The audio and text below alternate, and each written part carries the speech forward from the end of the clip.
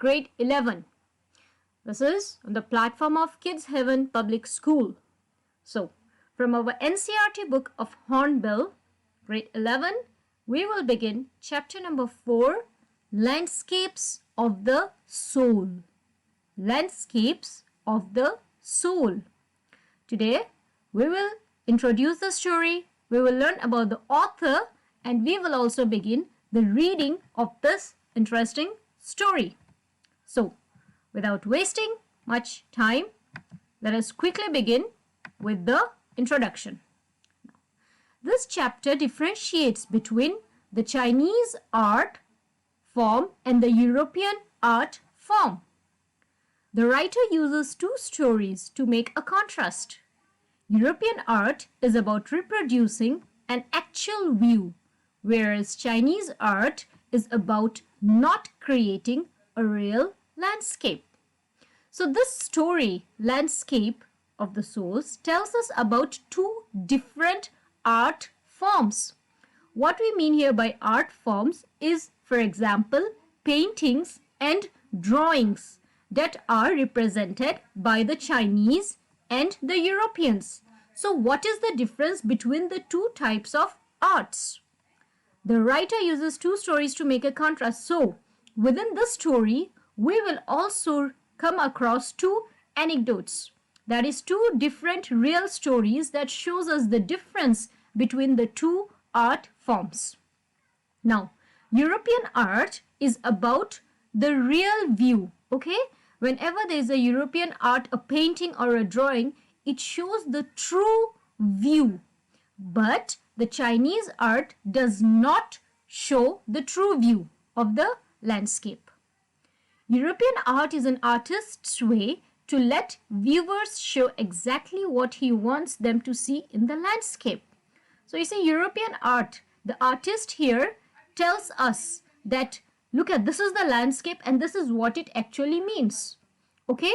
He tries to portray the real meaning, the true meaning, exactly what he wants us to see in that painting or drawing. But Chinese art is the artist's spiritual and inner voice, where you can travel from any point and it lets the viewer create a part for the imagination. Now the Chinese arts artist, okay, they portray a painting or a drawing where we will look at that painting and we can begin imagining other views, like it can be this, it can be that. Basically ये जो हमारी story है landscape of the souls, यहाँ पर हम Chinese art and European art form का difference देखेंगे. European art जो होती है वो हमें एग्जैक्टली वही लैंडस्केप में दिखाया जाता है, ठीक है, जो कि आर्टिस्ट चाहते हैं. It shows the reality. लेकिन जो चाइनीज आर्ट है ना, उसमें एक स्पिरिचुअलनेस दिखाया जाता है, एज पर रियलिटी नहीं दिखाई जाती. एक इमेजिनेशन हम क्रिएट कर सकते हैं. Okay, so this difference will be more further shown in the story. Now let's quickly know about the author of this, Nathalie Trevroy.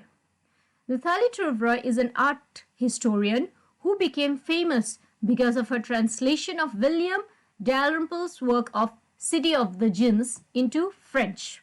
Okay, she's an art historian and she became famous. एक story थी City of the Jinns. She translated it into French, जिसके बाद वो काफ़ी famous हो गई थी. Basically, as the wife of Belgian ambassador to India, she has traveled to various cities of the world with her husband. She has a master's degree in the history of art and archaeology from University of Belgium. So, she's the wife to the Belgian ambassador of India. ठीक है? And इसी वजह से इन्होंने काफ़ी दुनिया में काफ़ी अलग-अलग cities में गई हैं. And she's an archaeologist. देखें, archaeologists, they have the interest of studying about history. They go to different places, they learn a lot of things. And इसी तरह से इन्होंने ये Landscape of the Souls लिखी है because she has seen Chinese art, she has seen European art. So she contrasts between them. And for now, she plans to write her next book on old Delhi architectural gems like Jama Masjid and Chandni Chowk.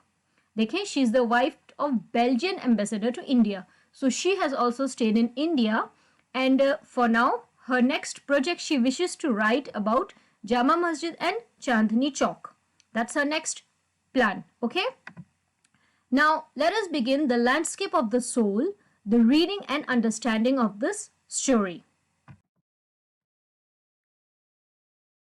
Landscape of the Soul by Nathalie Trevry. Now, notice these expressions in the text, okay, and infer their meaning from the context. Now we have 5 phrases here. Let's look at them. Anecdote, delicate realism, figurative painting, illusionistic likeness, conceptual space. We will come across these words and expressions in the story, and we are going to understand the meaning.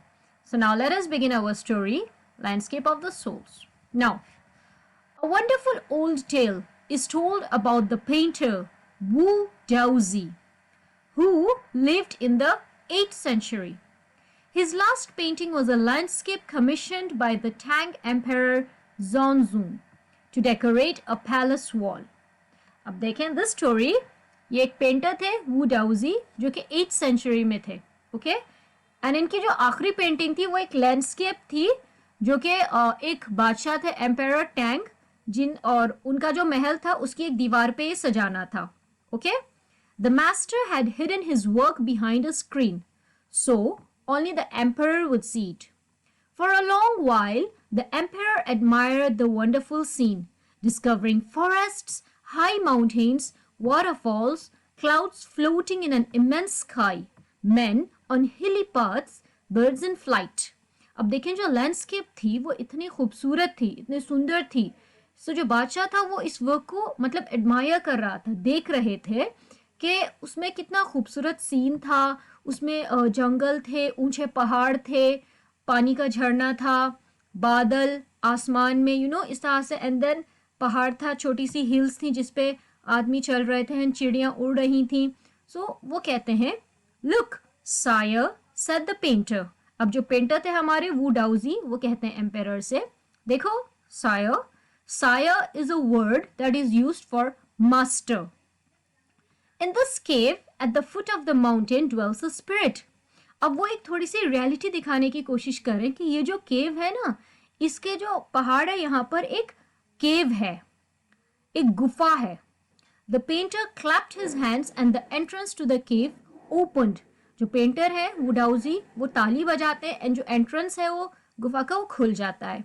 The inside is splendid beyond anything word can convey. Please let me show your majesty the way. वो क्या कहते हैं कि अंदर से तो ये और भी सुंदर है, कोई शब्द नहीं है जो बता सकते हैं कि कितना सुंदर है, और मैं आपको रास्ता दिखाता हूँ. The painter entered the cave, but the entrance closed behind him, and before the astonished emperor could move or utter a word, the painting had vanished from the wall.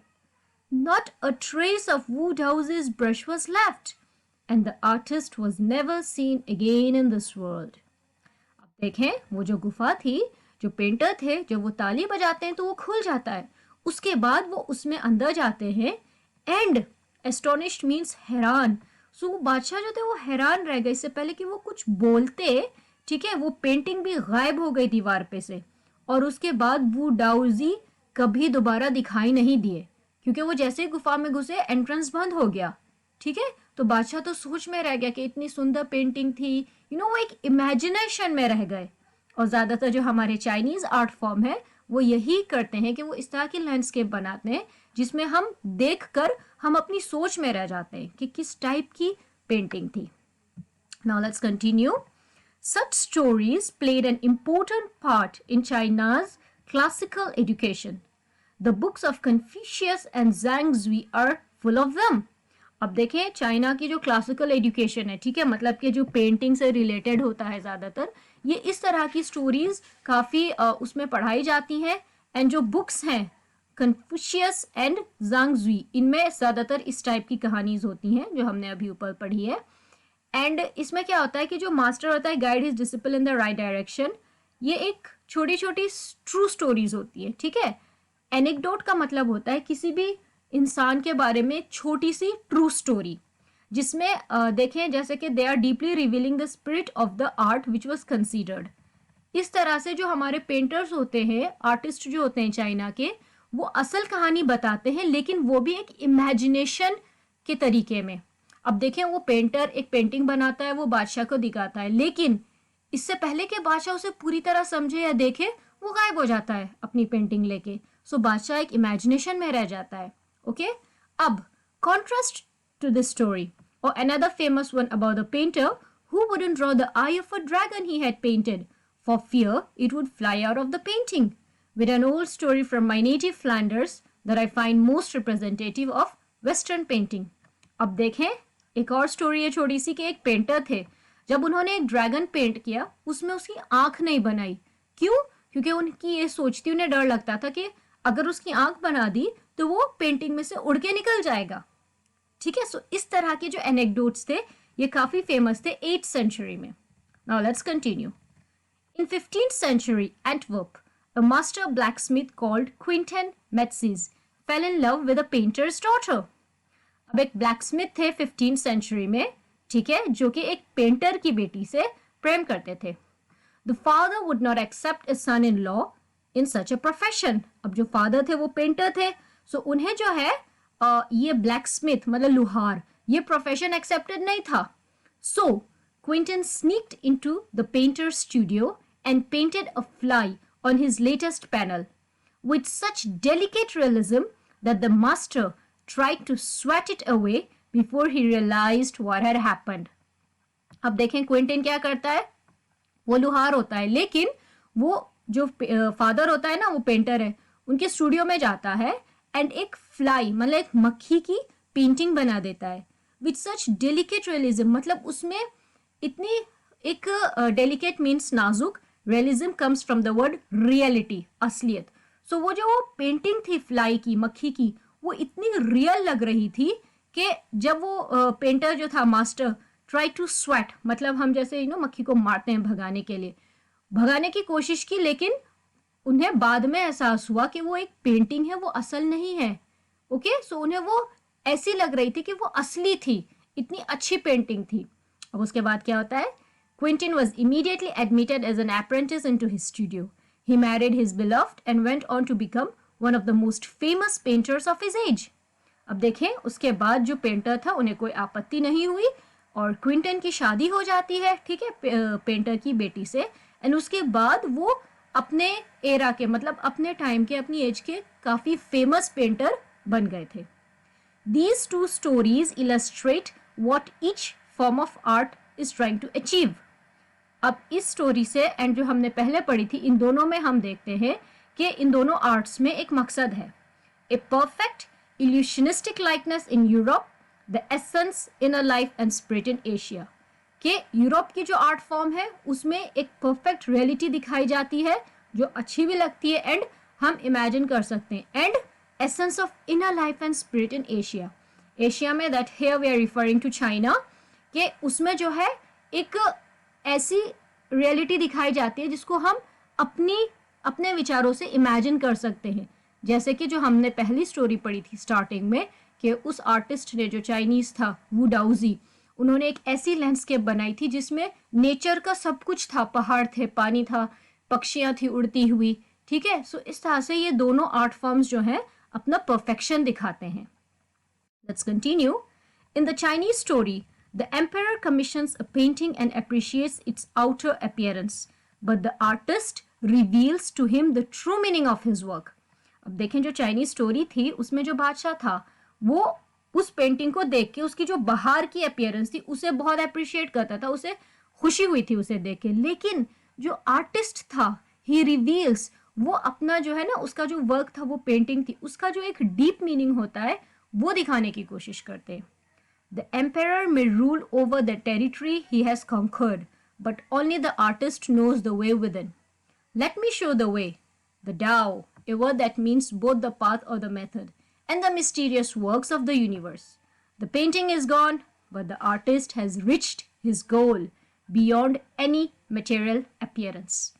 अब देखें, जो बादशाह है वो अपने उस किंगडम पे, उस राज्य पे हुकूमत चला सकते हैं, लेकिन जो आर्टिस्ट है सच तो वही जानते हैं, वो रास्ता दिखाते हैं उस गुफा के एंड उसमें चले जाते हैं, ठीक है, लेकिन उनका जो वर्क है वो एक मिस्ट्री रह जाती है, वो पेंटिंग भी अपने साथ ले जाते हैं और इस तरह से आर्टिस्ट ने अपना मकसद पा लिया।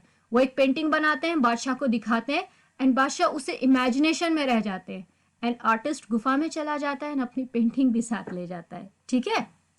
A classical Chinese landscape is not meant to reproduce an actual view as would a Western figurative painting, whereas the European painter wants you to borrow his eyes and look at a particular landscape exactly as he saw it from a specific angle. The Chinese painter does not choose a single viewpoint.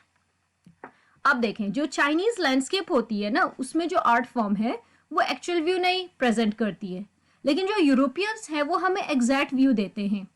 Exact view का मतलब है कि जो European painter होते हैं वो चाहते हैं कि आप उनकी नज़रों से एक पर्टिकुलर लैंडस्केप को देखो जैसे उन्होंने देखा।